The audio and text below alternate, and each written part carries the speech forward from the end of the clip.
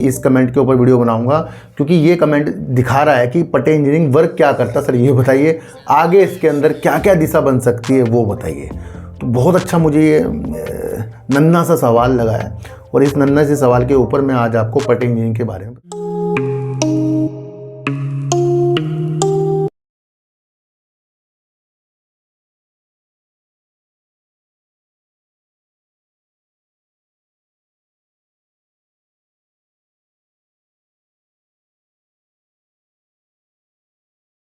नमस्कार, मैं स्वागत करता हूं आपका अपने ही चैनल पर जिसका नाम है सार्थक बाजार से। आज हम बात करेंगे पटेल इंजीनियरिंग की। सर देखो, तो पटेल इंजीनियरिंग की बात करना लाजमी आज एक मतलब से है, क्योंकि मेरे प्यारे सब्सक्राइबर ने कहा है कि सर पटेल इंजीनियरिंग के बारे में कुछ बताइए और मैंने 54 में ख़रीद रखा है। देखो तो कितना प्यारा सवाल किया है। उन्होंने ये नहीं कहा कि पटेल इंजीनियरिंग का शेयरों में मैं क्या करूं, खरीदूं, वो फोर्क एवरेज करूं या मैं एग्जिट कर लूं, क्या करूं ये बताइए। पर उन्होंने क्या है उसके बारे में बताइए। तो यहाँ से एक अच्छी चीज़ मुझे समझने को मिली कि अगर हम चीज़ों को समझने में ज़्यादा ध्यान रखें तो यकीनन हम आगे बढ़ सकते हैं। तो मैं लाजमी इस कमेंट के ऊपर वीडियो बनाऊंगा क्योंकि ये कमेंट दिखा रहा है कि पटेल इंजीनियरिंग वर्क क्या करता है। सर ये बताइए, आगे इसके अंदर क्या क्या दिशा बन सकती है वो बताइए। तो बहुत अच्छा मुझे ये नन्हा सा सवाल लगा है और इस नन्हे से सवाल के ऊपर मैं आज आपको पटेल इंजीनियरिंग के बारे में बताऊंगा। थोड़ा सा अगर मैं आपको बताऊं तो आज आपको बाज़ार के अंदर बजट की जो नीतियां देखने को मिली वो निराशा से ही देखने को मिली है।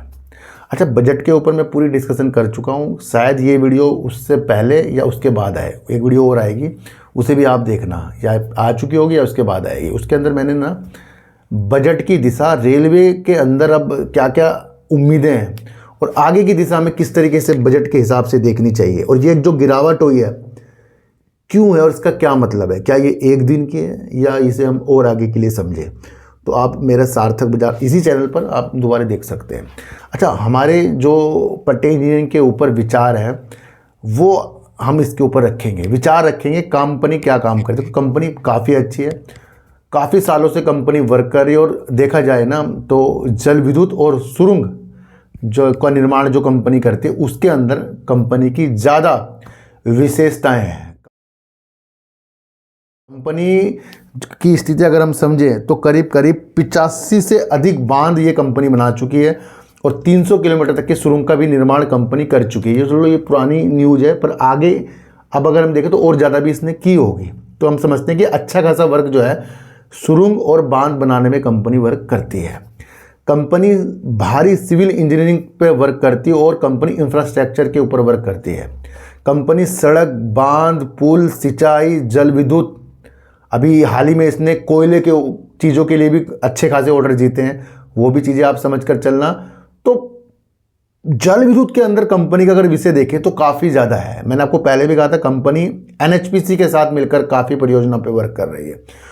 और सबसे महत्वपूर्ण चीज़ ये है कि कंपनी के पास जितनी भी ऑर्डर बुक है उसका 62% जो कंपनी है ना, अगर हम समझें तो वो जल विद्युत की ऑर्डर बुक है। यानी कि अगर इसकी ऑर्डर बुक मान लो 15-16 हज़ार करोड़ रुपए की है तो उसका 62% तो जल विद्युत में है। इससे आपको देखना है कि ये परियोजना पे वर्क कर रही है जो जल विद्युत, यानी कि जो जल से बिजली बनती है, जहाँ NHPC और अन्य कंपनियों के साथ। तो यहाँ एक दिशा मिल रही है कि जब एक कंपनी की 62% की ऑर्डर बुक में, पूरी ऑर्डर बुक में 62% जल विद्युत से संबंधित हो, तो यानी कि इसके पास जल विद्युत का काम ज़्यादा है। दूसरा, जल विद्युत का भी आगे फ्यूचर बहुत ज़्यादा होने वाला है भाई, तभी तो इतने सारे में काम कर रही है।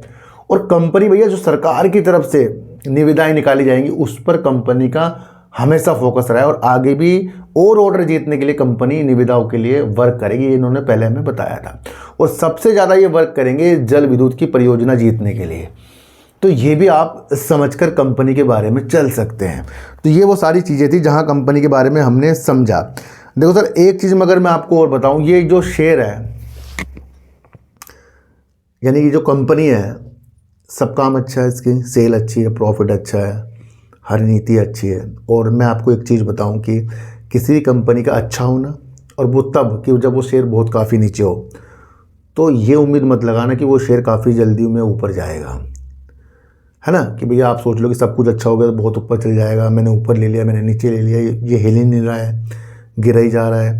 तो ये उम्मीद कभी भी किसी शेयर से नहीं लगानी है आपको। सबसे पहले एक तो सबक ये सीख लो, जब तक कि आपको कंपनी की वो विधि समझ में ना आए कि कंपनी बेकार है या अच्छी है, तब तक कि आपको रुकने वाली स्थिति पैदा नहीं हो सकती आपके अंदर। आप असमंजस में रहेंगे, टेंशन में रहेंगे।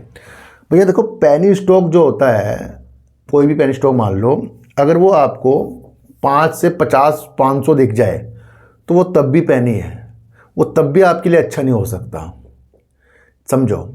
दूसरा, कोई अच्छी कंपनी का शेयर गिर गिर के थोड़ा नीचे आ जाए और वो सब कुछ उसका सब कुछ अच्छा है तो वो ख़राब नहीं हो सकता। अब ये 2 चीज़ आपको समझ कर आनी पड़ेगी। तीसरा, आपको एक चीज़ और समझनी है, जो चीज़ भाग रही है उससे थोड़ा दूर होकर बैठना है। जैसे गोल्ड और सिल्वर तेज़ी से भाग रहे थे, जब दिमाग लगाना था तब हमारा दिमाग लगा नहीं, और तब लगा रहे जब वो टॉप पर है। अभी मैं देखूं तो मेरे पड़ोस में एक ने आज मेरे से उसने पूछा, मैंने ना सिल्वर ले लिया, वो भी जब 4 लाख पे थी वो, तब तो पूछा नहीं कि भैया मैं क्या करूं। जब वो 3 लाख से नीचे आ गई तब वो पूछ रहा कि मैंने किसी के दोस्तों कहने पे खरीद लिया, फिजिकल खरीद लिया था। तो एकदम से पासे पलट गए भाई, 4 से सीधा चांदी कहाँ आ रही है और उसे कितना नुकसान भी हो रहा है। तो जब कोई चीज़ भाग रही है उसे भागने दो, जब वो ठहराव के पास आएगी, कुछ चीज़ें आपको समझ में आएगी, तब आपको वो चीज़ें समझनी है। तो एक तो लालच की दुनिया से दूर रहना है हमें बाज़ार के अंदर, क्योंकि आज भी लोगों ने काफ़ी उम्मीदें बाज़ार से लगा रही थी, पर क्या हुआ, निर्मला सीतारमण जी ने, जो हमारी वित्त मंत्री जी हैं, फाइनेंस मिनिस्टर हैं, उन्होंने जो एक STT यानी कि सिक्योरिटी ट्रांजैक्शन टैक्स जो होता है, जो फ्यूचर एंड ऑप्शन के लिए चीज़ें की गई, उसमें कम से कम हल्का सा बढ़ाया, मामूली सा, पर मामूली से बढ़ने में 150% तक की चीज़ें हुई हैं उसके अंदर टैक्स देने मिले। यानी कि आपको लॉस हो या प्रॉफिट हो, आपको ये टैक्स देना पड़ेगा। तो इस चीज़ से आज आप देखो कितने चीज़ें धराशायी हो गई, और काफ़ी लोगों को उम्मीद थी कुछ इसमें या अलग अलग नीतियों के साथ टैक्स में कुछ माफ़ी होगी, पर हुई नहीं ना। तो वो क्या हुआ, बाजार ही घूम गया उससे। पर शुरुआत में तेज़ी के साथ था बाजार, आप समझना। तो यहाँ कुछ भी बाजार के अंदर हो सकता, तो एक दिन की नीतियों से कुछ नहीं बदल सकता। चलो हम फिर से आते हैं पटेल इंजीनियरिंग में। अब एक पटेल इंजीनियरिंग का दूसरा भाग समझो। ये सारे काम आपको समझ में आएंगे, सारी चीज़ें अच्छी हैं। शेयर का ऊपर जाना नीचे जाना वो दूसरे की विधि, हमारी विधि नहीं है। हमने काम समझ लिया, सब समझ लिया। अब इसके अंदर जो एक तेज़ी बीच में आई थी, वो आई थी विजय केडिया साहब का एक होल्डिंग लेना, वो थी 1.01% की, और वो उन्होंने 3 महीनों के अंदर ली है, यानी कि सितंबर के बाद, अक्टूबर नवंबर दिसंबर में, और दिसंबर में वो सो रही है 1.01%। और मैंने उसी दिन आपके लिए वीडियो बनाई थी, मैंने कहा इससे एक बार तेज़ी आ सकती है, बार बार तेज़ी नहीं आ सकती। क्यों? क्योंकि इसका चार्ट अगर हम विजय केडिया साहब के साथ ही देखें, पिछले बार जब उन्होंने इनके अंदर होल्डिंग ली थी तो पहले कुछ लिया था, फिर उसे और ज़्यादा किया था, मैं बता रहा हूँ ज़्यादा किया था, फिर उस ज़्यादा को थोड़ा किया था, फिर पूरा कम किया था। तो यानी कि 1 साल का उन्होंने ये चीज़ें लेकर चली थी। अब एक न्यूज़ हमारे सामने आई ना कि भैया 1% ये ले लिया है, इससे जो होना था हो गया। अब वो दोबारा अगर आते हैं तो बाज़ार के अंदर मतलब इस कंपनी में तेज़ी आपको देखने को मिल सकती है। अगर वो दोबारा नहीं आते हैं तो ये ढीला मोल ही चलेगा इसके अंदर, बस आपको ये समझना है। बाकी जो ये काम कर रहा है वो अपनी नीति है। तो किसी के बाज़ार के अंदर किसी भी शेयर को लेने से वो आपका मेरा भला नहीं कर रहा है। मैंने आपको उस दिन भी कहा था, अगर उन्होंने कुछ खरीदा ना तो वो हमें प्रॉफिट देंगे ना हमें वो लॉस देंगे, दोनों चीज़ हम अपनी मर्जी से लेंगे। अगर आप चीज़ों को भापेंगे, पीछे रिकॉर्ड देखेंगे तो आप उस दिन प्रॉफिट की स्थिति देख लेते। अब जब वो निकल जाएंगे, अगर कुछ लोग फंस गए तो उनको क्या हो, उनको लॉस हो जाएगा। अगर आप इस वजह से इस कंपनी के शेयर लेने की विजय केडिया साहब ने लिया है, तो जो भी बड़ा महान व्यक्ति अपनी स्थिति को मतलब न्यूज आती है हमारे सामने, वो अपने लिए अपना प्रॉफिट अपने लॉस के लिए ले रहा है। वो हमें नहीं कहा कि खरीदो, हमारे पास तो न्यूज आई है, उस न्यूज बेस अगर आप काम कर रहे हैं तो दोनों स्थितियों में या तो आपका प्रॉफिट या लॉस वो आपके ही हैं, वो आपके द्वारा किए जाएंगे, क्योंकि आपने वो चीज़ देख कर की है। थोड़ा सा इस शेयर को इस वजह से भी आपको समझना पड़ेगा, एक था ना। अच्छा, अगर हम कंपनी का मार्केट कैप देखें 2791 करोड़ का है, करंट प्राइस देखें 28 रुपये करीब का है, हाई देखें 47 का है, 47 का हाई है, 26 का लो है। कंपनी कोई भी आपको अभी भैया डिविडेंड नहीं देती, आप समझ कर चलना। कंपनी की सेल अगर हम देखें सितंबर 2025 में 1208 करोड़ की है, 73 करोड़ का कंपनी का प्रॉफिट है। 31.48% कंपनी के अंदर प्रमोटर है। लेकिन देखने का विषय ये है कि सितंबर 2025 में और मार्च 2025 में कंपनी के अंदर जो प्रमोटर थे 36.11% बने पड़े थे। अब एक टर्निंग पॉइंट आया है जो दिसंबर 2025 में आया, जहां प्रमोटर ने अपनी होल्डिंग को कम कर लिया है 31.48%। तो एकदम से काफ़ी ज़्यादा यहाँ पर आपको प्रमोटर कम होते हुए देखने को मिले हैं। DIs जो हैं कंपनी के अंदर अपनी होल्डिंग को बढ़ा रहे हैं। FIs कंपनी के अंदर होल्डिंग कुछ कम की है। पब्लिक कंपनी के अंदर 52.21% है, 56.43%, यानी काफ़ी ज़्यादा पब्लिक बढ़ी है। प्रमोटर ने ज़्यादा अपनी होल्डिंग को कम किया है। अब पब्लिक के अंदर कौन बैठता है? पब्लिक के अंदर आगे विजय केडिया साहब जो 1.01% की हिस्सेदारी लेकर बैठे हैं। एक और व्यक्ति है, उनकी भी इतनी हिस्सेदारी करीब है, पर विजय केडिया के साथ ये चीज़ें देखी जा रही है। तो 1.01% की हिस्सेदारी विजय केडिया साहब वो पब्लिक में लेकर बैठे हैं।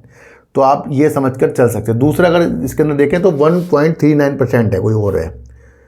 तो यहाँ विजय केडिया साहब पब्लिक के अंदर होल्डिंग लेकर बैठते हैं और पब्लिक के होल्डिंग के अंदर लेकर ही वो बढ़ाते भी हैं और उसे घटाते भी हैं। अब आपका फोकस वो रहना चाहिए काम के प्रति। कंपनी जो भी है लाजमी सब कुछ सही है, कोई भी कंपनी के अंदर प्रॉब्लम देखने को नहीं मिल रही है। एक प्रॉब्लम है जो शेयर होल्डिंग कम हुई है प्रमोटर की, दूसरी कोई भी और प्रॉब्लम, बाकी स्थितियाँ हैं वो आपको भापनी पड़ेगी। आज की वीडियो आपको कैसी लगी अगर मुझे ज़रूर बताना। किसी को भी खरीदने बेचने की नीति मेरे चैनल पर बिल्कुल भी नहीं है। मेरा कोई टेलीग्राम कोई व्हाट्सएप ग्रुप नहीं है और ना ही आज तक मैंने बनाया।